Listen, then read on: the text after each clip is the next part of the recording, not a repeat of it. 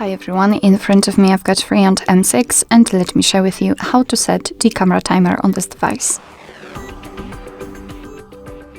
So let's start with opening the camera app. Currently we are in the standard photo mode, so let's go to the settings which are in the right upper corner. Let's tap on them.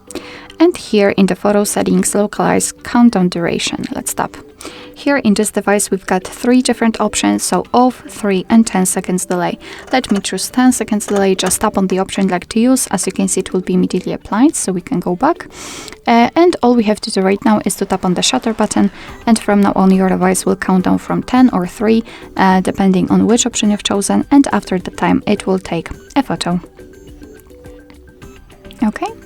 Of course, if you want to, you can always remove the timer, so turn it off. Just enter the settings, tap on the countdown duration and tap on off. And after getting back, you can see that your device will take photos right after touching the shutter button. Alright, so that will be all. Thank you so much for watching. I hope that this video was helpful, and if it was, please hit the subscribe button and leave the thumbs up.